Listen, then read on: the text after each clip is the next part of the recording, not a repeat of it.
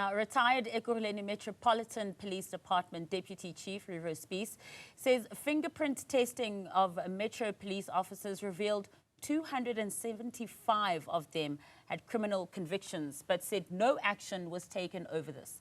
After fierce opposition from the brigadier who helped fit blue lights onto tenderpreneur Vusimuzi Cat Matlala's cars, in evidence before the Madlanga Commission on Tuesday, Spies detailed the charges that EMPD were found guilty of, which included 58 counts of assault, 41 of theft, 33 of driving under the influence, and 28 of reckless and negligent driving.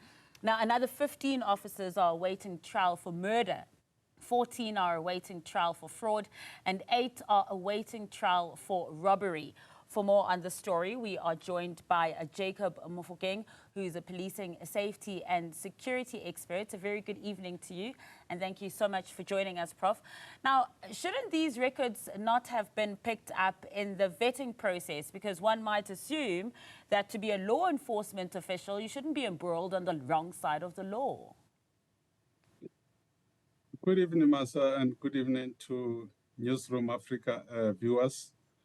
Indeed, it is required by law that before any other person could be enlisted within law enforcement agencies, they need to be able to be verified whether they don't have previous convictions. So normally, SAP 91 is supposed to be completed, and those with previous convictions, whatever it could be, then they are not supposed to be. And whilst they those that have been cleared, as well as medical, everything is okay, then there's supposed to be continuous, vetting within particular law enforcement, whether it's within South African Police Service or within the metros.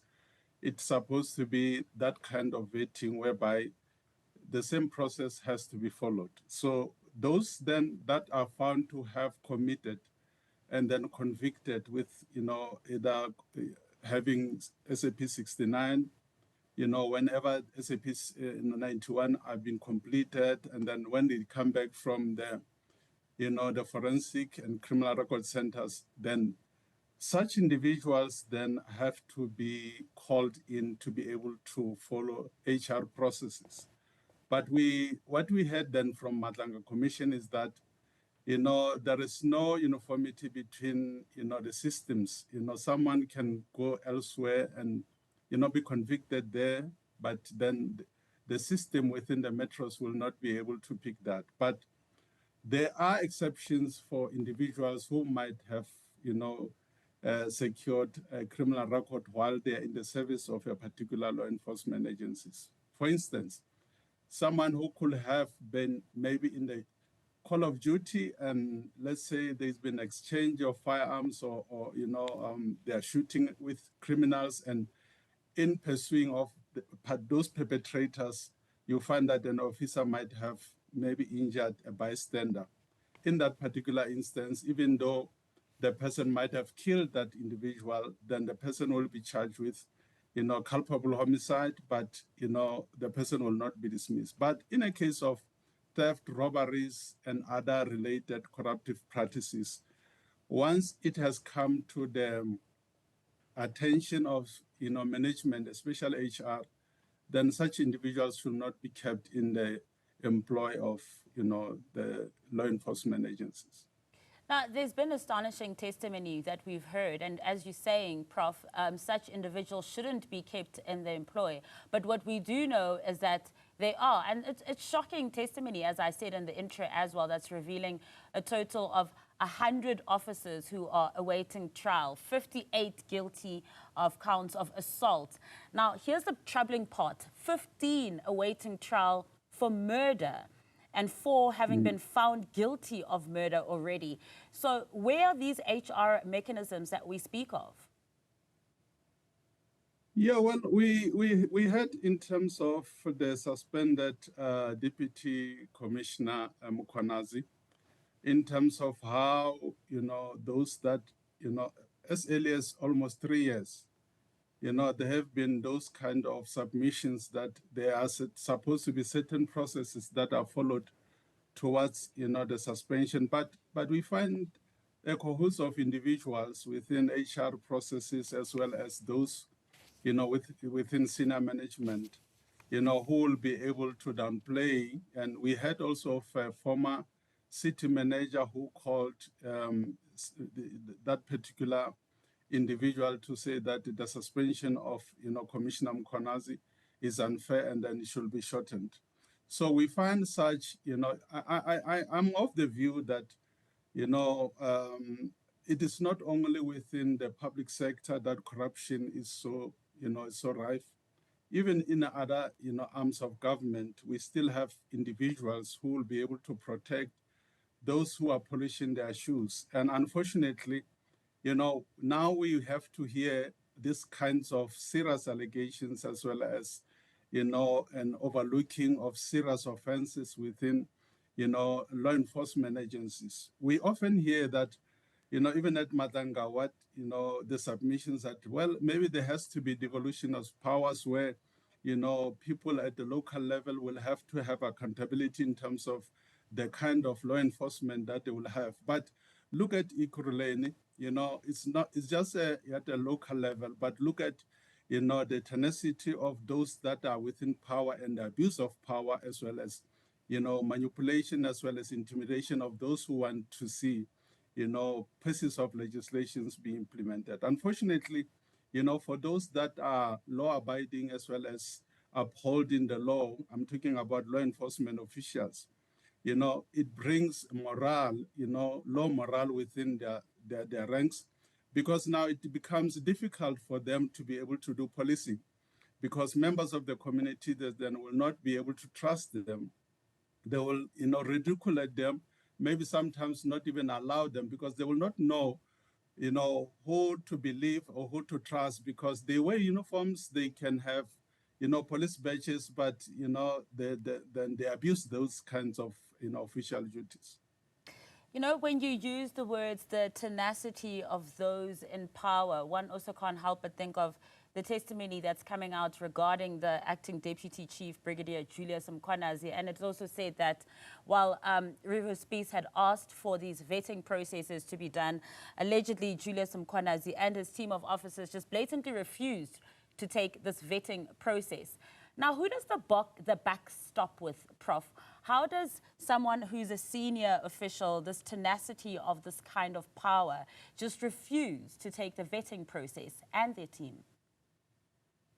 Well, within Metropolis, we think of, the councils, they are there to be able to, as a last resort, to be able to bring the rule of law as well as a good governance. But in this particular incidence of, many reports, where the council was there, but as well as, the amendments of structures, meaning that even certain, oversight bodies within, this particular law enforcement agencies could be captured.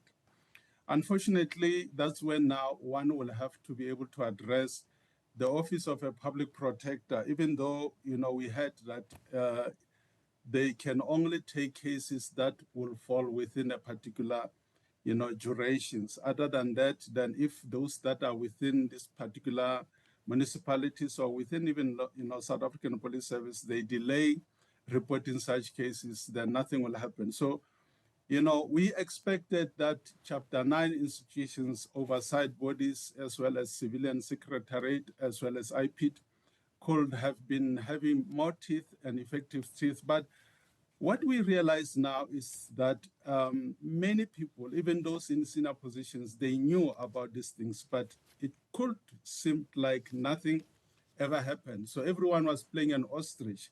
That is a problem that we are having in South Africa now, that if you become a whistleblower, you will either lose your job or you're going to be killed. So we're having a Madlanga Commission now, and it seems like now all of a sudden we wake up from a deep sleep where all of a sudden we realize that South Africa is corrupt and is being corrupted by powerful people, and then who reward blind loyalties.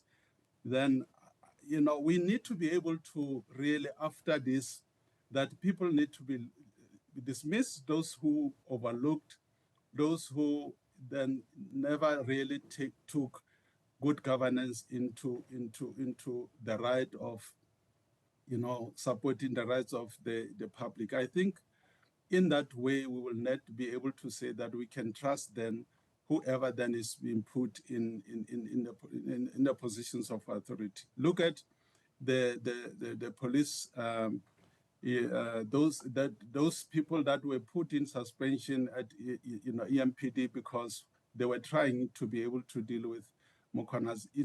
Mukhonazi was not the only person, but many powerful people in those positions. We have such in South Africa.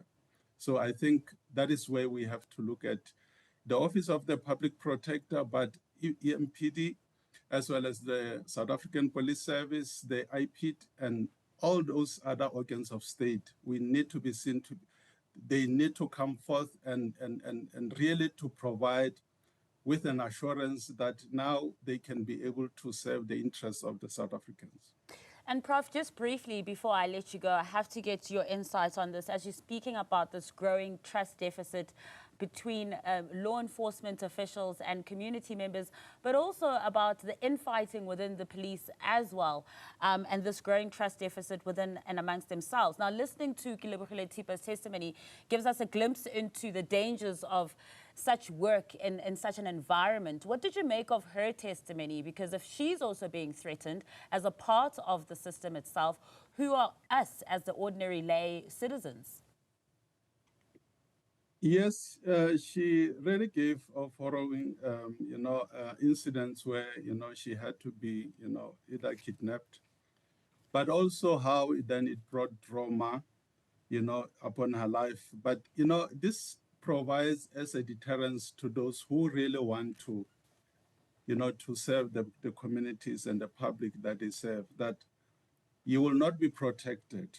And as such, if then those that are really promoting such kinds of, ills and evil, they will even try to plant you so that they can show you that if you don't join them, then you are going to suffer. So it really brings, like I did indicate, that those that are trying to serve the communities, they are now being affected by low morale, because if an incident such as this and many others that we don't, we are not aware of infighting, and if then you happen to be on the side of the weak, perhaps those that are upholding the law, you're going to be overlooked for promotions, you could be suspended.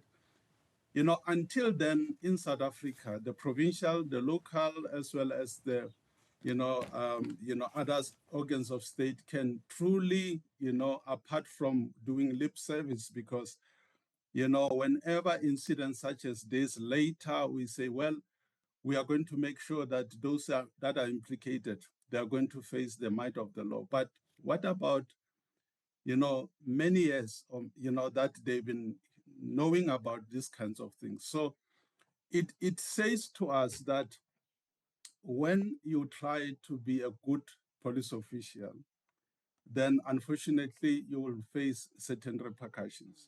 Not those that are corrupt, but those that, are on the side of, those that seems to be weak, unfortunately.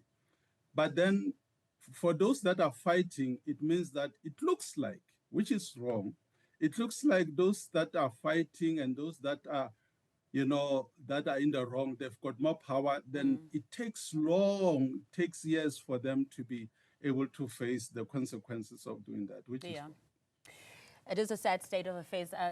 Professor Jacob Mofokeng, thank you so much for your insights.